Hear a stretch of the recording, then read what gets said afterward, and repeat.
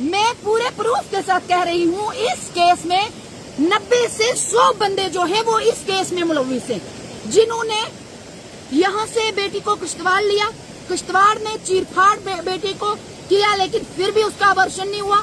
वहाँ से खुद टीचरों ने वहाँ पे बच्ची को स्टिचेस लगाए। मैं पूछना चाहती हूँ उनको, कौन सी मेडिकल की डिग्रियां आपने हासिल की हैं टीचरों ने कि आप उस बच्ची को स्टिचेस करो।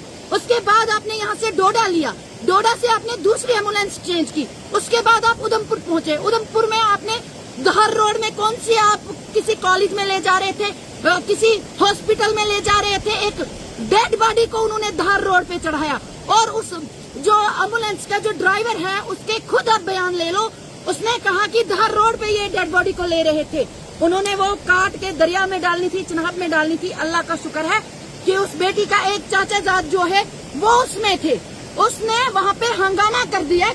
और यहाँ तक सुनने में आया है कि बेटा उन्होंने अबॉर्शन के जरिए निकाला था, उस बेटे को फेंक दिया है, उसकी जगह दूसरा बेटा रखा है। ऐसा हम क्यों कह रहे हैं? क्योंकि जो टीचर है उस टीचर ने स्कूल में ये बात कही है कि दूसरे टीचर को कि मुझ पे एक इल्जाम आया है, मैं 10 तारीख की बात है, ये 10 तारीख को कहा कि मुझ पे एक इल्जाम, किसी बेटी का इल्जाम लगाया गया है, अब मैं स्कूल नहीं आऊंगा कल। टीचर ने कहा यार किस बेटी, कौन सी बेटी है वो? उसने ये नहीं कहा कि मेरे स्कूल की बेटी है, बल्कि उसने ये कहा कि कहीं दूर दराज की वो बेटी है। नंबर 1। नंबर 2, दूसरे टीचर को उसने कहा कि मुझे पूरा कॉन्फिडेंस है कि वो बच्ची मेरी नहीं है, मैंने आप खुद समझ जाओगे, मैं खुलासा करके ये बात नहीं बताना चाहती क्योंकि हम अपनी नाक पे शर्म रखते हैं। शर्म उस हरामजादे टीचर को नहीं आई कि वो कहता है मैंने रेप किया है बट ये बच्चा मेरा नहीं है। इससे आप अंदाजा लगाएंगे कि उस टीचर के खुद के ये बोल हैं कि रेप तो मैंने किया है बट बच्चा मेरा नहीं है।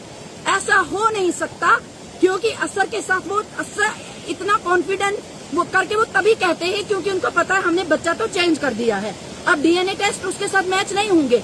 लेकिन फिर भी हमें क्राइम ब्रांच की पूरे जितने भी काम करने वाले हैं उन पे ट्रस्ट है और हमें पता है कि आसिफा का जो केस उन्होंने हैंडल किया था उसमें उन कातिलों को सजा जरूर मिली थी और हम चाहते हैं कि ये केस भी वहीं जाना चाहिए क्योंकि यहाँ पे बहुत सारे ऐसे दरिंदे पाए गए हैं, खास करके इस गुरीनार एरिया में। यहाँ पे तमाम जितने टीचर हजरात हैं वो सब काबिले तारीफ हैं, अलावा उस हरामजादे के जो वो टीचर है जिसने अपनी 3 बेटियां सामने रख के वो दरिंदगी हमारी बेटी के साथ की। देखो बेटी एक फूल होता है और उन्होंने उसकी गरीबी का और उसकी मासूमियत का फायदा उठाया। आगे कब तक आपकी ये लड़ाई रहेगी? देखो हमारी लड़ाई तब तक रहेगी जब तक न ये क्राइम ब्रांच में ट्रांसफर हो जाए, क्योंकि बाकी हमारा कोई मुद्दा नहीं है। हम चाहते हैं कि जो ये केस है ये क्राइम ब्रांच में ट्रांसफर हो जाए और उसके बाद हम अपने घरों पे बैठेंगे, क्योंकि हमें पूरा भरोसा है।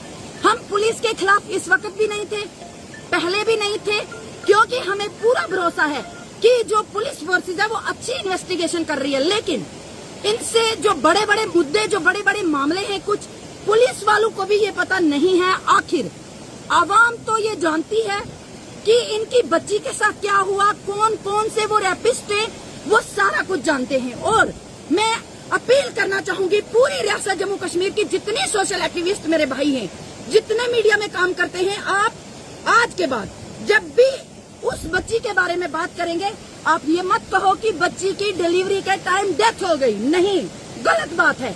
बच्ची को डिलीवरी जो है वो जबरन करवाई गई और नंबर 2 उस बच्ची का मर्डर हुआ है, क्योंकि गुस्ल करते वक्त मैंने देखा है गालों पे दांतों के निशान और मैंने फोटो भी लिए हैं। अभी हम वो फोटो नहीं दिखाएंगे, वो कोर्ट में दिखाएंगे।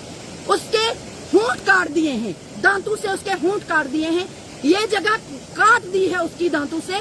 और ऐसा मतलब उसकी बॉडी से पता चलता है कि उसको पटक पटक के मारा गया है, वो मरी नहीं है।